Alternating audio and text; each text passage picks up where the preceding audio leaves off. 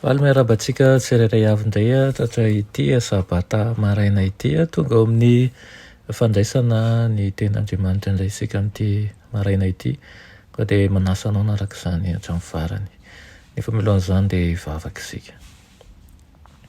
Ry Andriamanitra tsara ny azin-danitra mbola velom-pisaoranao izahay fa nomena tombon'andro indray mba ahafahanay mandray ny teninao. Misaotra Tompo izay mialoha lalana anay hatrany amin'ny zavatra rehetra ataonay. Ary misaotra Tompo fa Andriamanitra tsy mba mandao tokoa ianao fa momba anay mandrakariva ny amin'izay rehetra kasaina ary ianao no manatanteraka izany. Misaotra anao ihany koa Tompo satria eto anilanay ianao ary mankahery anay.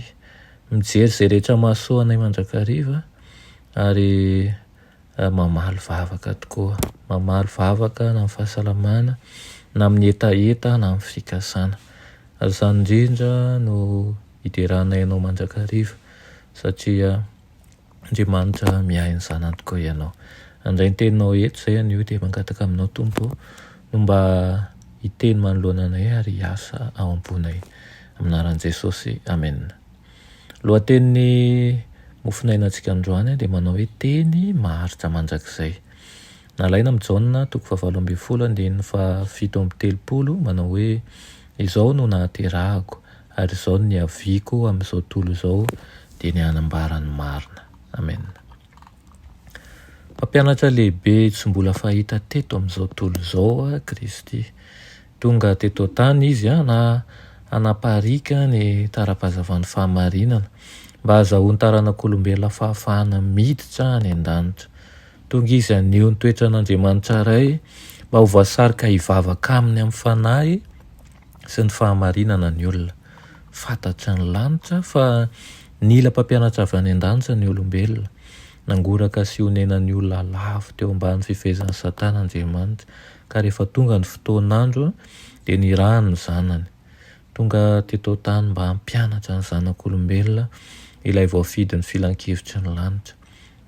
Noho ny hatsara-pon'Andriamanitra no nanolorany azy ho an'izao tontolo izao ary tonga olombelona mihitsy izy mba nomezana izay ilain'ny maha-olombelona.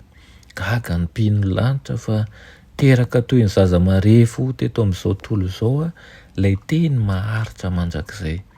Rehefa nandao ny fahefana ambony nananany manko Kristy dia azony nataony nifidy izay karazam-piainana tiany kanefa tsinotsinona ny voninahitra hamandaza ho azy. Ka nifidy ny fiainana ny tsy tena indrindra izy. Ny fahamarinana avy any an-danitra no loha-hevitra natao voizina. Natao hamafy ny voan'ny fahamarinana eo amin'izao tontolo izao izy. Tsy mahagaga raha ny tombo fahendrena sy fity tamin'Andriamanitra sy ny olona i Kristy nandritra ny fahazazany satria mifanaraka amin'ny lalàna nanendren'Andriamanitra azy ny fitombona amin'ny talenta sy ny fahaizana. Nazoto nandika ny soratra masina izy satria fantany fa feno fampianarana sarobidy loatra ao aminy. Nahatoky izy tamin'ny fanatanterahana an'ireo raharaha teo anivon'ny ankohonany ary tsy mba fanaony ny matory maraina fa raha mbola maraina alina izy dia matetika izy no makany amin'ny toerana mitokana mba handinika ny soratra masina sy hivavaka amin'ny rainy any an-danitra.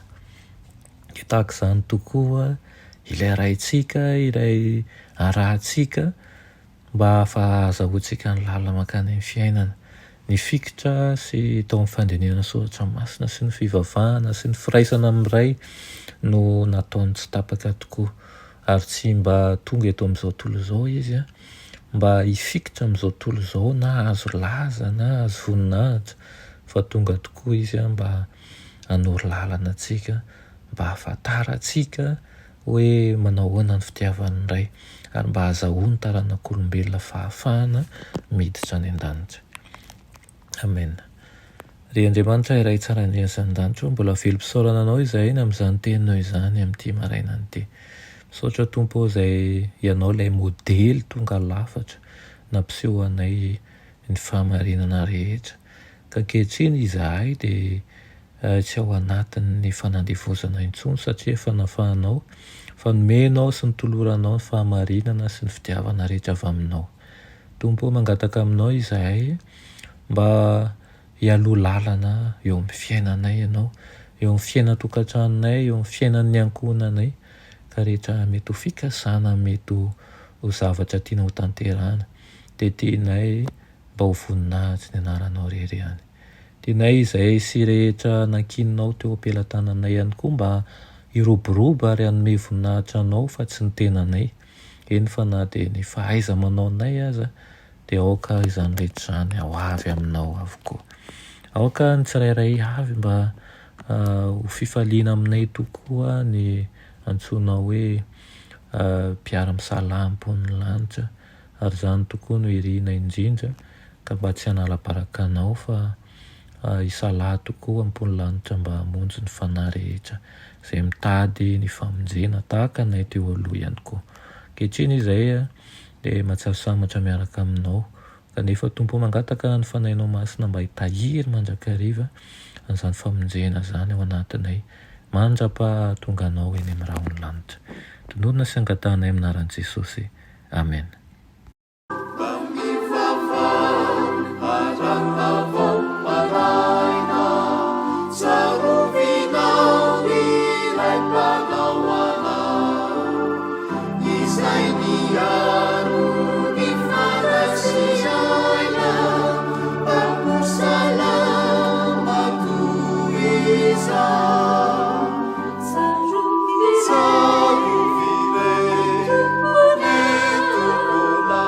Savior.